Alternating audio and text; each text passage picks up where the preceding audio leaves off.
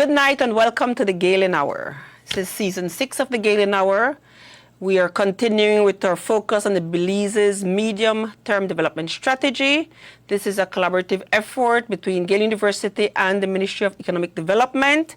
Tonight we are going to look at protection of the environment and natural resources, which is another pillar of the medium-term development strategy. We have representatives in office tonight from the Office of the Prime Minister, the Ministry of Sustainable Development, Climate Change and Disaster Risk Management, and the Ministry of the Blue Economy and Civil Aviation. Welcome to the Galen Hour. It's always a pleasure to be here with you on Wednesday nights. I'm Diana Gomez-Perifit. I'm the host of the Galen Hour. And I'd like to introduce our guest. In studio, we have with us Ms.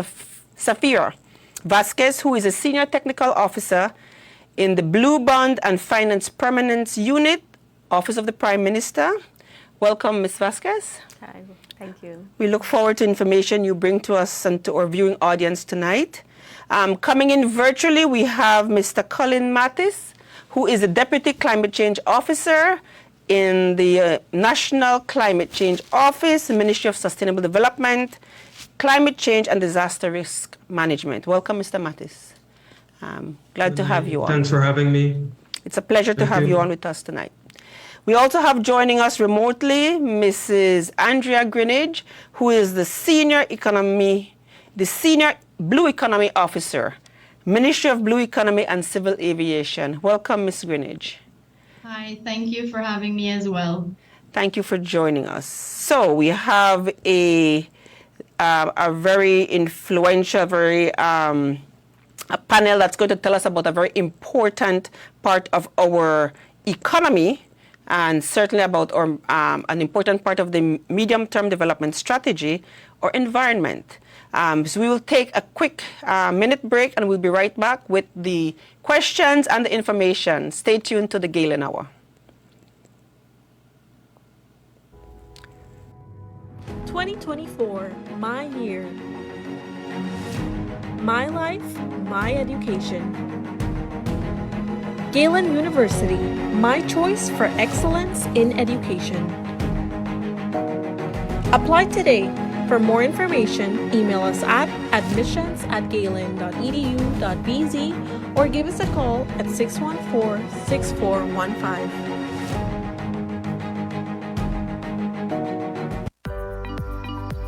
Galen University invites you to Eagle Day 2024 on Friday, March 15th.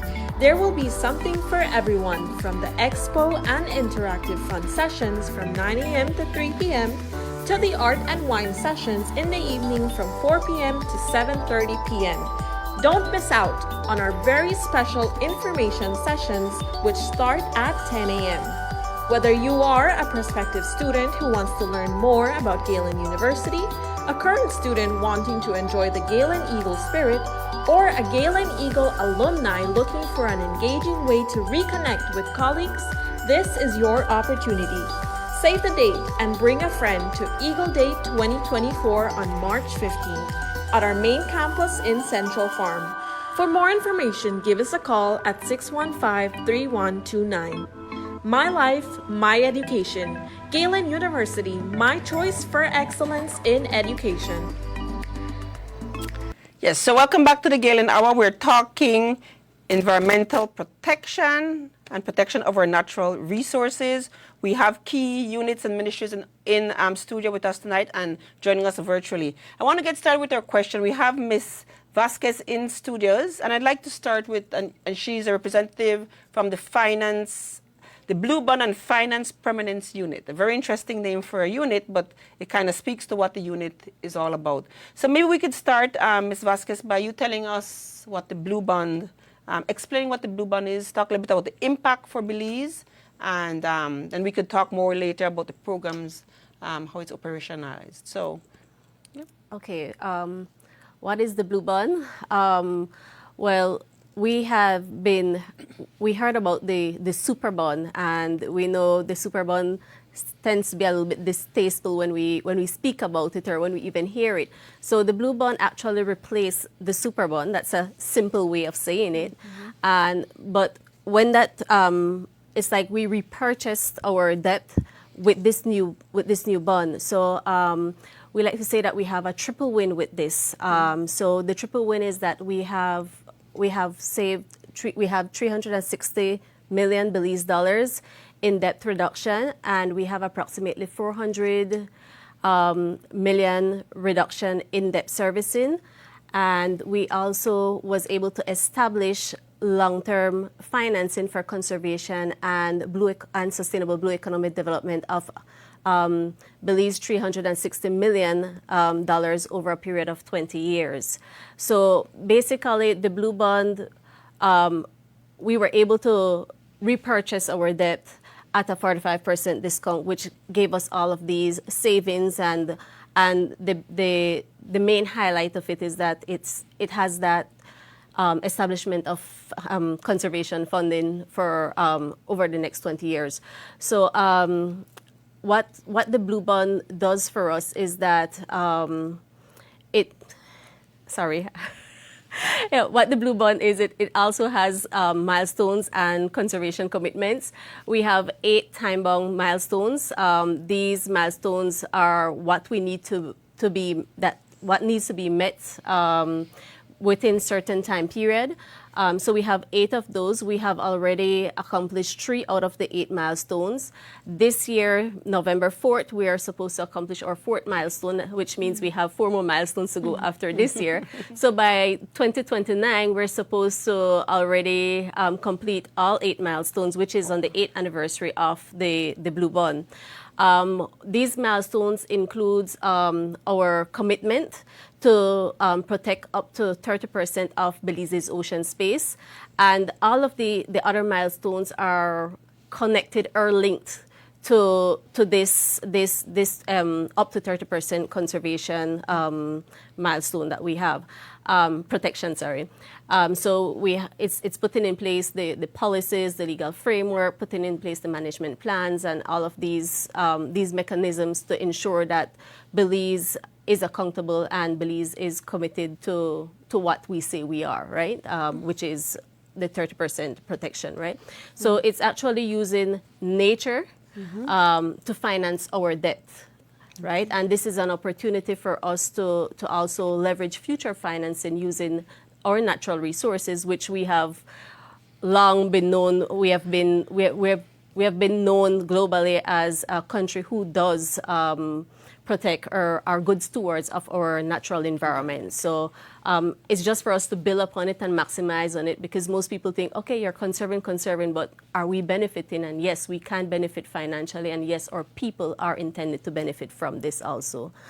We also have, along with that, with the 8 milestones, we have 8 conservation commitments, all touching in various areas, looking at strengthened fisheries governance, looking at blue carbon development, looking at watershed management, improved watershed management, looking at how you can connect your terrestrial with your marine or your blue space, looking at improved managed access program, and there are various ones that we have. Yeah. It's quite a very important initiatives and programs.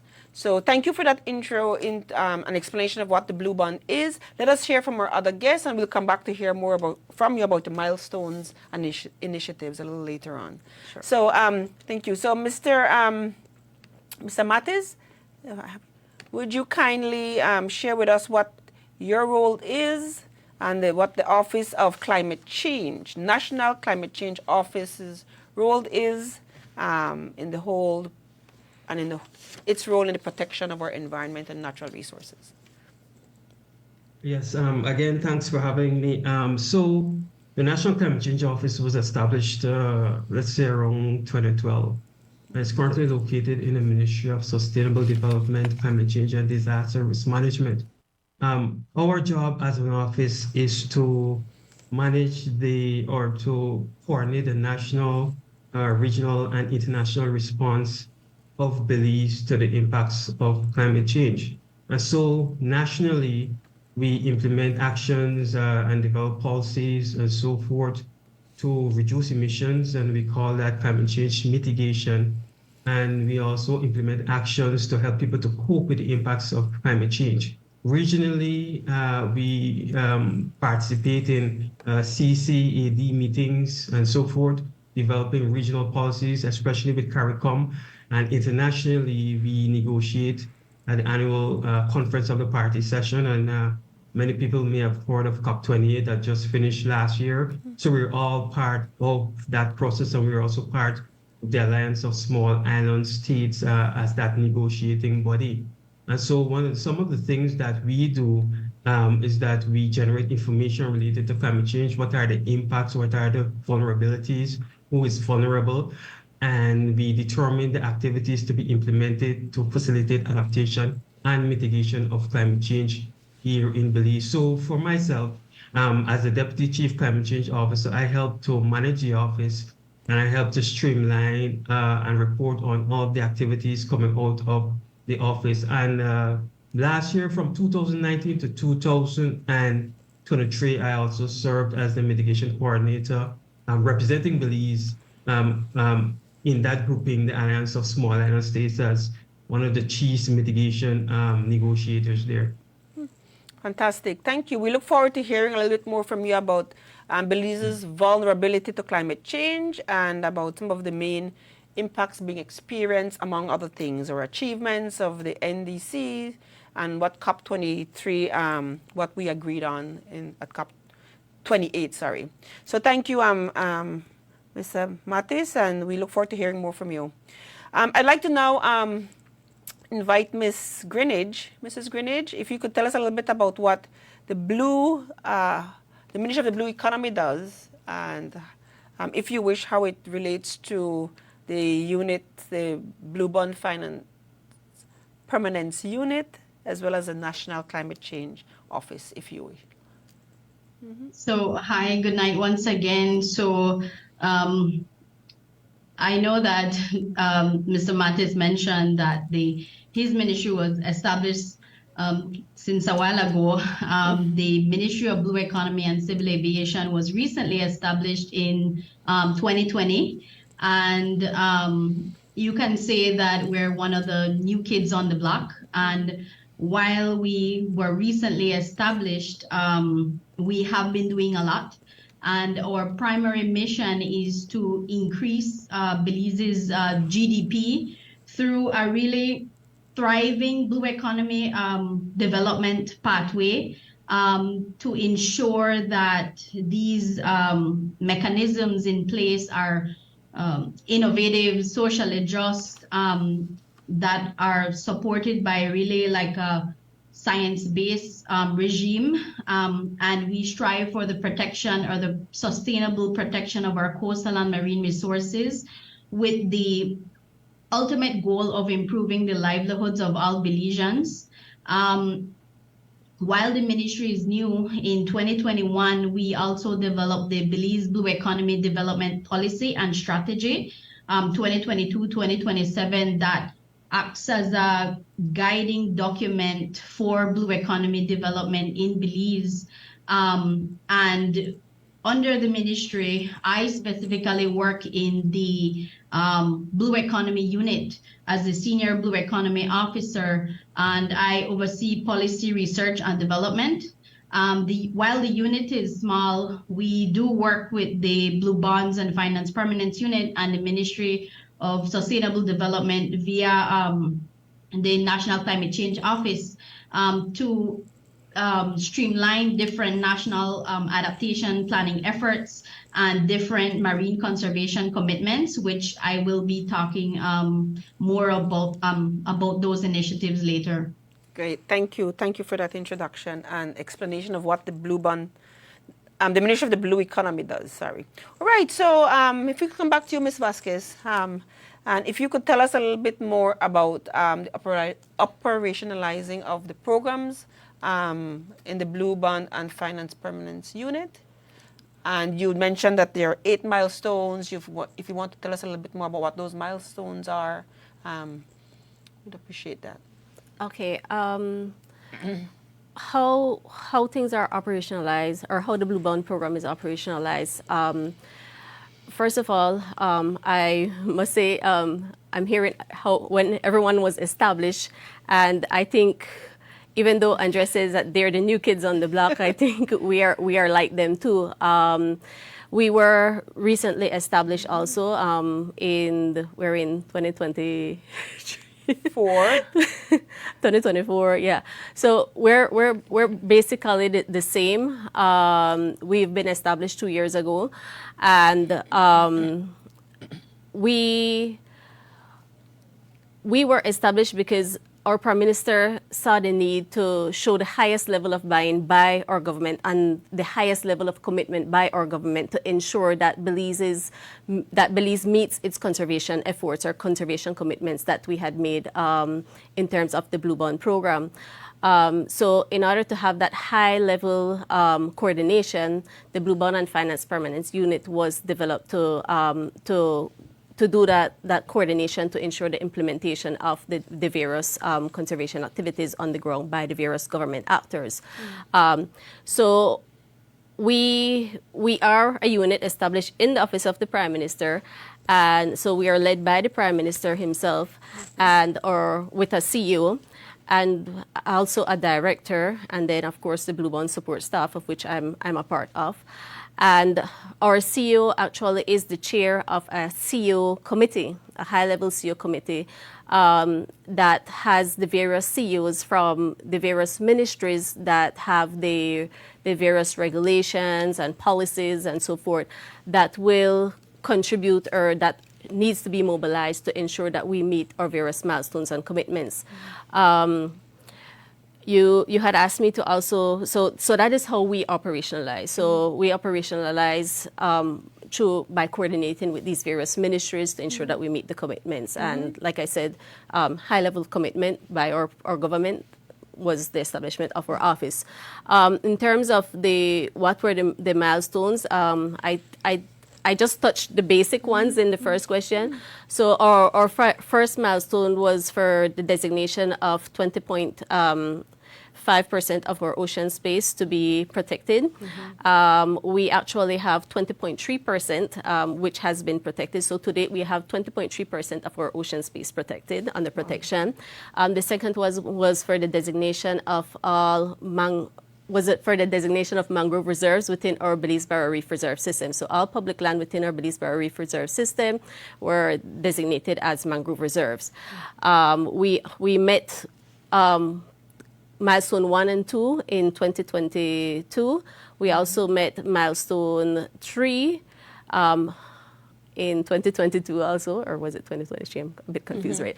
But we had met milestone 3 with the launching of the Marine Spatial Planning process, which is also known as the Belize Sustainable Ocean Plan, and also with designating which government authority or which authority will be leading the Marine Spatial Planning process, which the Belize Coastal Zone Management Authority and Institute was the entity that was designated as the lead for the Belize Sustainable Ocean Plan, which is our Marine Spatial Plan process, right? That's the name of it. And then we have milestone 4, which is for the further designation of 25% of our ocean space to be biodiversity protection zone. Like I said, that should be met this year. And then our 5th milestone, I'm trying to remember them all off my That's okay if you don't. It's for the update and the revision of the Coastal Zone Management Plan and their act. And then we also have, it also includes for 2 green list application to the IUCN, and then we also have further expansion of our biodiversity protection zone up to 30%, or what is recommended by our Belize Sustainable Ocean Plan. And we also have for the development of management plan for these biodiversity protection zones. So that's why I said most of these milestones are connected to our marine spatial planning process, or what we call the Belize Sustainable Ocean Plan. So they're connected because our 8th and final milestone is for the development of biodiversity protection, the management plans for these biodiversity protection zones that will be designated through this process. Great, thank you for that. When we'll come back to you and we'll ask you to tell us a little bit more about the Belize Fund for Sustainable Future. But let us bring in our other guest. we always have to make sure when we have our guests on virtually that we remember they're there and include them so they don't get lost in that virtual space. So, Mr. Matis, I'd like to then ask you to tell us a little bit more about Belize's vulnerability to climate change, and tell us what's going on with us as we all face climate change and see the changes happening every day, nationally as well as globally. Okay, so Belize is considered to be one of the most vulnerable countries to climate change simply because we have a lower capacity to adapt to climate change compared to other developed countries. And so we're on par with other states, we call them small island developing states, across the Caribbean, across the Pacific. These are islands and small states that really don't have a lot of resources when compared to the developed countries, let's say those in the European Union or in the United States and so forth. And so we're vulnerable and we're experiencing a number of impacts. And the first one I want to mention is in terms of the rising temperature. This is something very important because it is as a result of the enhanced greenhouse effect. And many people may have been hearing about sea level rise and so forth. Because of our emissions, because of the enhanced greenhouse effect and the trapping of heat on the earth, Earth is really getting hotter. You may have, or many people may have read that in the past few years, we've been breaking records. 2022 was one of the hottest years on records, and then 2023 broke the record of 2022. And so rising temperature is something that's leading to impacts such as sea level rise all across the world. And so over the past decade, I believe that the average temperature in Belize has risen by about 1 degree Celsius. And in terms of temperature language, 1 degree Celsius is a big number, and we shouldn't look at it as a small number. That leads to sea level rise, and I know for a fact that we're experiencing sea level rise on our coast. And this is leading to a lot of coastal erosion. If you go in areas along Hopkins, Dangrega, areas along the south of Belize, you will realize there's a lot of coastal erosion happening. Other impacts that we're facing is relation to the impacts of hazards such as storms and hurricanes. And the science tells us that we're supposed to be experiencing hurricanes that are stronger as we move towards the mid-century, even in the next few years. And so we may be accustomed to Category 2 and Category 3 hurricanes and so forth. We can expect more Category 4 and 5, and God help us if that hits Belize. Because when you see the destruction and you see our inability to recover and the disasters that result, then you see how vulnerable we are.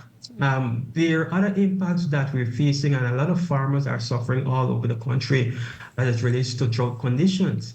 That is one of the starkest impacts that we have been experiencing, and we're slated to experience more in the next coming decades. Every year there are drought conditions, and farmers, they're wondering, it seems like the seasons are changing just a little, because farmers are wondering when to plant and when to reap and so forth. And a lot of them are losing crops, especially in the north of Belize. And so enhanced drought conditions, lower rainfall intensity, that's something we're facing. And a lot of people all over the country are suffering because of these impacts. I want to mention this one though, in relation to, in terms of the rise in global temperature and the rise in the acidity of the ocean. What we're experiencing right now is a lot of coral bleaching, and that affects so many sectors. It affects fisheries, it affects tourism. And I read an article just about a week or two ago that Belize is experiencing one of its most, one of the worst coral bleaching episodes that the country has experienced in a very long time. And so that's very important for us, because once the coral go, it's very hard to regenerate them. And so those are impacts. And there are so many other impacts that I could state. But the thing is that people are suffering, whether it's on the coast or more inland, as a result of these impacts, and they're to affect sectors all over the country. Let's say, for instance, increased drought conditions will affect the energy sector in terms of generating energy through hydropower, right? I mentioned the coral bleaching and all those affecting the tourism industry and the fishing industry. And there are many others in terms of increased pests and diseases for farmers, increased incidence of other diseases in the health sector, and so forth. So one of what we're doing as an office is going out there, especially when we go to these international forums, and ensuring that we highlight what Belize is currently doing, because as a country, we're doing a lot to manage climate change. Even though we're not one of the countries that have caused the issue in terms of our greenhouse gas emissions, we're doing a lot. We're implementing a lot of policies, and we're letting them know, together with other small island developing states, that there is need for support, right? Support. When we talk about support, we mean financial support, we mean capacity building support, we mean technology support that they need to give us so that we can adapt to these impacts. And so that is what we are currently doing as an office. Oh, thank you. Quite a bit of important information, but what you have highlighted for us is that Belize's economy depends on climate-sensitive sectors. I mean, you've talked about agriculture, tourism, two of our key income earners. And so while we may just brush off climate change, which a lot of people do not really think about the serious implications, it's impacting, or it has severe impacts, potential to impact our economy and the survival of our nation. And God forbid, 4 and 5 category hurricanes. We barely got through a 2 not long ago. So it doesn't sound good. We're hoping that we can actually do what's necessary to mitigate, to adapt, to lessen the impact.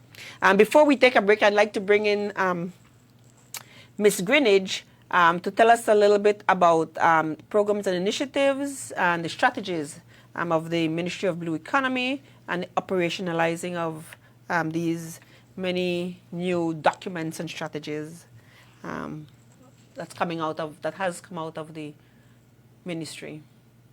Yes, so thank you. So yes, the Ministry of Blue Economy has been working to operationalize several documents. One such as a National Adaptation Plan for the Coastal Zone Area and Fisheries Sector.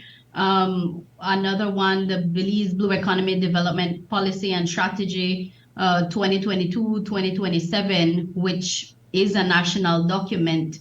And within this specific national document, there are different policy priority areas, and different policy priority areas speak about capacity, research development, resource mobilization, and one specifically we're working on, which is strengthening governance.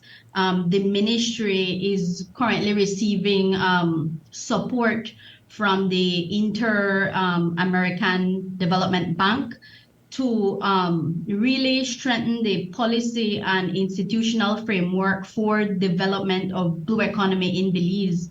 And also with the support of the IDB, just this week, yesterday, I believe, we launched another project to look at blue economy incentives, such as increasing our earning potential for artisanal fisheries and ensure that we continue to keep our fisheries exports high while promoting the sustainable use of our commercial resources. And also under this project, it will support research and development for lobster, finfish, and conch. And it will tackle or try to look into different research for different issues affecting our coastal and marine resources.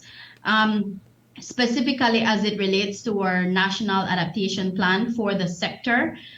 This NAP, what we call it for short, the National Adaptation Plan, was recently developed with support from the Green Climate Fund, and the Ministry of Blue Economy worked with different government ministries, such as the Ministry of Economic Development via its Climate Finance Unit, the Ministry of Sustainable Development via the National Climate Change Office, to really create a national document to increase Belize's national adaptation and planning efforts, and to really increase the sector's resilience and adaptation to climate change.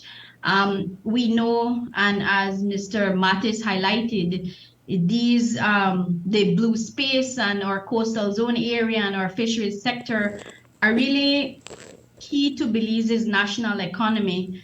And this specific document will act as a guide to strategically address climate change and adaptation through capacity development, knowledge transfer, and improve adaptation, specifically within this sector. Another initiative that the ministry continues to do is that sometime later this year, we will be having our second annual Blue Economy and Climate Resilience Forum, which will act as a mechanism or a public space which we can ensure more sensitization and awareness of these different initiatives, challenges to our coastal and marine resources, such as those that were recently highlighted. But in constantly developing these different plans and initiatives, we are constantly reminded that stakeholder engagement is key. Local communities, NGOs, associations, academia, and different international partners need to all collaborate and assist with the planning and decision-making process, so that we can really build a sense of ownership among these different plans and initiatives that we have in Belize. Thank you so very much, Ms. Greenwich. Quite a bit of important information, and I like that you ended with the importance of stakeholder engagement. We'll take a quick break, and we're talking about the protection of our environment and natural resources. We'll take a quick 1-minute break, and we'll be right back with the Galen Hour. With our unique student-focused services, Galen University prides itself in doing everything possible to facilitate the success of our Galen Eagles. The flexible payment plans, student loan options, and Eagle scholarships make Galen affordable, accessible, and attractive. Treat yourself to the gift of a Galen education. Apply today and secure your spot. Come soar with the Galen Eagles. Visit our website at www.galen.edu.bz or give us a call at 615-3129 or 614-6415 for more information. Welcome back to the Galen Hour. We're talking about the protection of our environment and natural resources, and I'd like to start back this segment by asking Ms. Vasquez, who we have in studios, to tell us a little bit more about the Belize Fund for Sustainable Future. What are the priority areas of this fund, and how can it be accessed by people? How can people access it? Okay, so under the Blue Bond Agreement, in the actual, when we say the Blue Bond, the Belize Blue Bonds, we're actually speaking about two agreements, the Blue Loan Agreement and the Conservation Funding Agreement. So under the Conservation Funding Agreement, where we have the conservation activities outlined, it had in it a condition that Belize must establish a conservation fund. And this conservation fund was developed.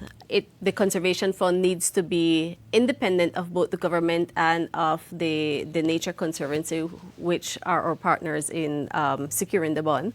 So it's a non-profit independent business entity, and it is run by a board. And the board has a non-government majority composition, seating composition, right? So this conservation fund is actually some of the funding flow that actually that resulted from the Blue Bond that goes into the Belize Fund for a Sustainable Future. So these funds are mainly for conservation efforts on the ground. The main focus of the activities being funded by it are any activity that will be supporting the realization of our milestones and conservation commitments under the Belize Blue Bond. But so the Belize Fund for a Sustainable Future actually has two funding mechanisms or two programs. They have one which is the government strategic allocation, which is for government partners, where the government can get the government should get at least 40% of the funding, and then the next program is the Grants Award Program, which we also call the GAP. And this is for non-government partners that they can access the fund to also do conservation activities. Under the GAP, there are also 4 additional thematic areas. So the GAP project should support the realization of the conservation milestones and commitments also. But there are also 4 thematic areas under it. So we have biodiversity protection, they have climate resilience, blue business innovation, and sustainable fisheries. So these are the 4 thematic areas that are being supported under the GAP. Can you apply as an individual? You have to be part of an NGO or an established entity. It has to be an established entity. It can't just be anybody from the public just decide, okay, well, I want a grant and I make an application. There are requirements. There is a criteria, and all of this can be accessed on the fund's page because they actually have a page, the Belize Fund. So if you type in the internet, Belize Fund for a Sustainable Future, you will see their page come up, and it has all the criteria and requirements because it has to be an established entity. It has to have proof. There are checks and balances in it to ensure that the fund goes where it will have purpose, right? So, if any entity or group or organization want to apply, yes, they can go online and they could see when they have their funding cycles, what thematic area each funding cycle will be supporting. I think to date they have already had 2 cycles that has already passed, and they should be having new cycles in this coming year as well, right? So any entity that is interested, they can go. And the good thing about it is that though we have the GSA, which is mainly for government, which the Blue Bond and Finance Permanent Unit is the one that coordinates and assists with the implementation of that aspect of it, along with our key government partners. Under the GAP, if a non-government entity sees that the work that they're doing can complement what we are doing, they can also reach out to the government for support as a partner in executing their GAP as well. So, so there are various mechanisms in place to ensure that we get, or that as a country we can all benefit from it, and that the best results, the money is not being mismanaged or not properly utilized. So all of this, they're all checks and balances in place for it. Oh, great. Good to know. I hope the relevant parties are listening, and so they know where to go and look for more information. I'd like to bring in Mr. Mattis and ask him to tell us about the nationally determined contribution, what our achievements are in respect to those, and what Belize has done so far. Mr. Mattis? Yes, thanks again. Just to give you a little background, Belize has a few policies I just want to state. We have the nationally determined contributions. We have the National Climate Change Policy, Strategy, and Master Plan. We have a low emission development strategy that encapsulates how we're going to develop while reducing emissions through mitigation. we have a climate finance strategy, and we also have an implementation plan for the nationally determined contributions. Now, the Paris Agreement is the premier agreement that countries came together, developed, and agreed to in 2015. And that agreement mainly states, okay, this is the goal, the 1.5-degree goal, and the goal is to decrease emissions so that the global temperature does not exceed 1.5 degrees Celsius above pre-industrial levels. And so each country, and that's nearly 200 countries all around the world, has to develop a nationally determined contribution document to state what they're going to do as their contribution to achieving this goal. And so Belize, as one of the nearly 200 countries, we have our nationally determined contributions document. The first edition was developed in 2016, and the second edition was developed in 2021, which is an updated edition of the nationally determined contributions. And so in that document, we have various targets to achieve, various targets and actions to implement, targets in relation to the conservation and replanting of mangroves, the conservation of forests, the enhancement of the use of renewable energy, the enhancement of energy efficiency all across the country, better waste management, the use of electric vehicles, improving the resilience of coastal communities, improving the resilience of sectors such as tourism and health, implementing climate smart agricultural practices to address all of those impacts that I stated before. And so it has a range of targets and actions that are to be implemented. And what my office does is to work with all of the partners to implement these actions and to achieve these targets. So for instance, the Ministry of Blue Economy, they have their target to achieve. The Ministry of Health, they have their target to achieve. The Ministry of Infrastructure and Housing, they have their target to achieve. And my office is in the middle, and we're coordinating the implementation, helping these agencies to get the resources needed to implement these actions, and even providing a sort of backstopping and guidance to the whole process. And so we've achieved a number of things over the years. We've done assessment of our blue carbon capacity, and we're implementing actions to conserve our mangroves and to increase the areas that are being protected. We want to develop a seagrass management policy. That's something that is in the works right now. We've had many projects that were implemented to provide electricity to unserved communities using renewable energy. We've worked with various communities such as the Belize community, Santa Familia, in order to increase the water management systems. We have provided financial assistance through some projects to farmers that were impacted by drought conditions and certain hazards. We have bought something that's called water bowser, more like a big truck that could carry water to communities that are suffering from drought conditions or whatever is affecting their ability to have water and to use water. So we have all of those activities going, and we are continuing to work with our partners to implement many activities. And one of the things I want to mention before I move on is that what we are developing a monitoring, reporting, and verification system in our office right now.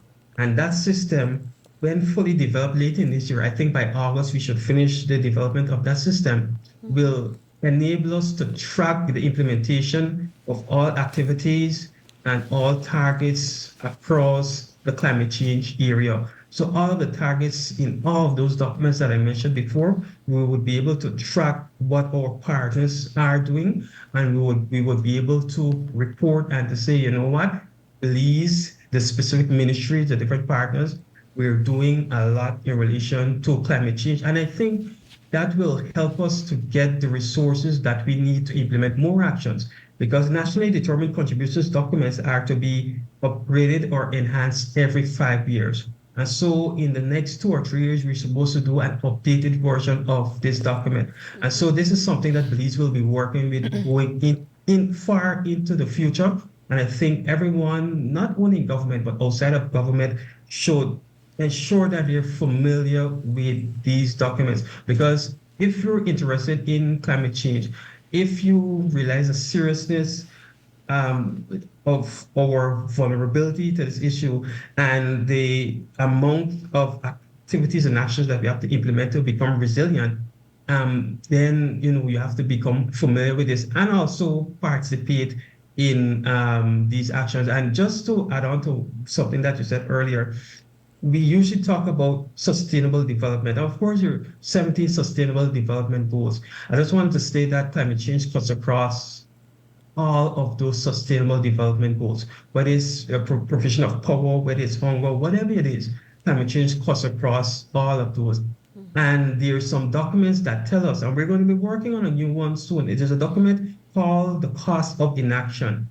And it tells us that if we don't do something urgently, it tells us of the hundreds of millions of dollars that Belize as a country can lose over the next few decades, going up to 2050. Climate change could significantly drain our economy here in Belize. And as such, it's very, very important for us to implement these actions and to keep working ardently with our partners so that we could become resilient across all of our economic sectors. Thank you, Mr. Mattis. Quite a bit of information, and I like that you said that your unit sits in the middle to help and coordinate. And you're all here because you work to protect our environment and our natural resources.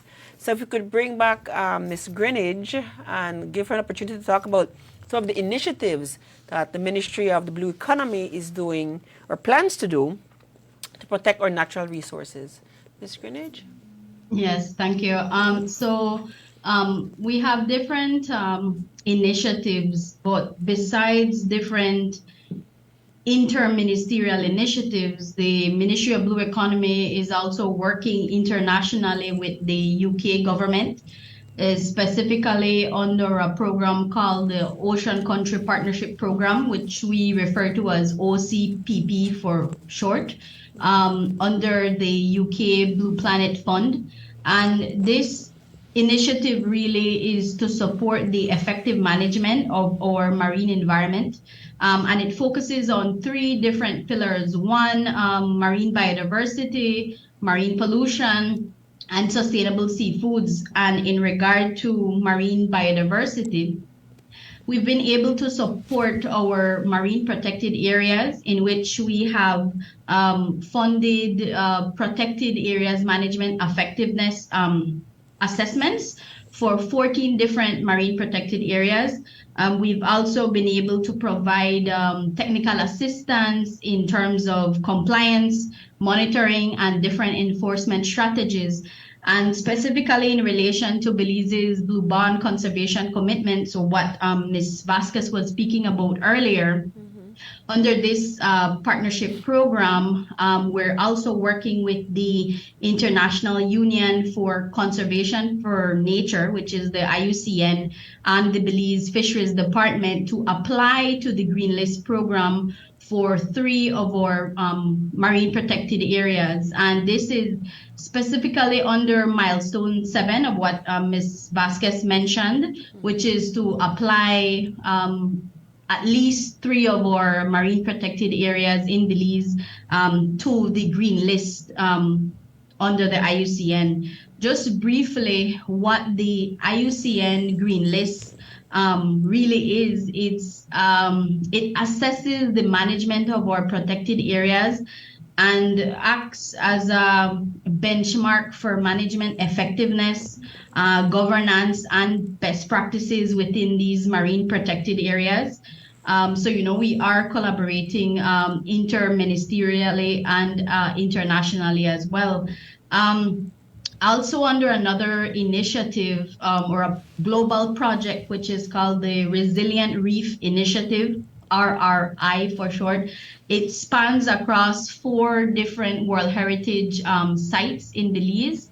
and under the ministry, the Coastal Zone Management Authority and Institute, in collaboration with the Belize Fisheries Department and the Great Barrier Reef Foundation, is working to look at different reef resilient-based management approaches to support coral reefs in terms of resilience, different issues affecting our reefs, and ensuring that we have the right conservation to support our communities that depend on them for our adaptation to climate change. And as I mentioned earlier, from the project that was launched yesterday, with the support of the IDB, we will strengthen the government's capacity, the fisheries department capacity to sustainably manage Belize's economically important commercial species such as lobster, conch, and pinfish, to really promote Belize's artisanal fisheries to adapt to more sustainable and climate resilient technologies. Wow, just a lot is going on with respect to our environment and our natural resources. We have 9 minutes to end of show time. So I want to give each of you an opportunity to give your last words and to speak on anything that you might not have had a chance to talk about, what you want to share with the public. Ms. Vasquez, if you would start for us, please. Okay, I just want to say that the Blue Bond and Finance Permanence Unit, we basically do our interministerial multi-sectoral coordination. So a lot of the work that we are doing, it's not new work to these various government entities. A lot of what has been agreed to or that is within our commitments are work that were already in the pipeline or something that these agencies had already prioritized. So, for example, Mr. Mattis was showing the connectivity with the SDGs, and Andrea was showing the different connectivity of the different programs. And it's the same thing with the Blue Bond. Our program is connected to so many other ministries and many sectors, and that is why our coordination at the highest level with our CEO committee is necessary, and we have all of these relevant and important ministries involved at that level. And we also have other mechanisms, because under our government strategic allocation, we also have a project steering committee where all the government entities that are executing a part of that project that was submitted to the Belize Fund for approval, they're all sitting there at the decision-making level also to help mobilize and implement for successful implementation. For our government, non-compliance is not an option. Mm-hmm. So for us, we are working closely with all our partners to ensure that we move, and our program is aligned to our NDCs, it's aligned to our SDGs, it's aligned to our medium-term development strategy, mm-hmm. to the Plan Belize medium-term development strategy. So everything is aligned, and like I said, even with our conservation funding, it's not only for conservation efforts, but it's also to ensure a sustainable blue economy development. So you can see our connection also with our Ministry of Blue Economy and all our other on-the-ground partners. Absolutely. So we, as a government, we are working together, and our programs, wherever we see alignment, we're strategically working with each other to ensure that we have that smooth flow of our work, and we try to maximize on the resources and on the manpower and everything that we have on the ground. It's good to hear that we're working efficiently and aligning our strategies and our work. So I'd like to invite you, Mr. Mattis, to give your last words, if you can, in like 2 minutes, so we can have time to also include Miss Andrea. Yeah, the blue economy. Mm-hmm. I'll try to wrap up in 2 minutes. I just want to just piggyback on what Mrs. Vasquez says. We are working together. I could say that my office, my ministry, we work closely with the Ministry of Blue Economy. We work closely with the Blue Bond Unit. And so we're working with all of our partners in order to ensure that Belize becomes more resilient. I mentioned a lot of targets and actions in our policies and so forth. I just want to stress the fact that on a regular basis, we're constantly on a mission to ensure that as a country we get the resources needed to implement all of these actions.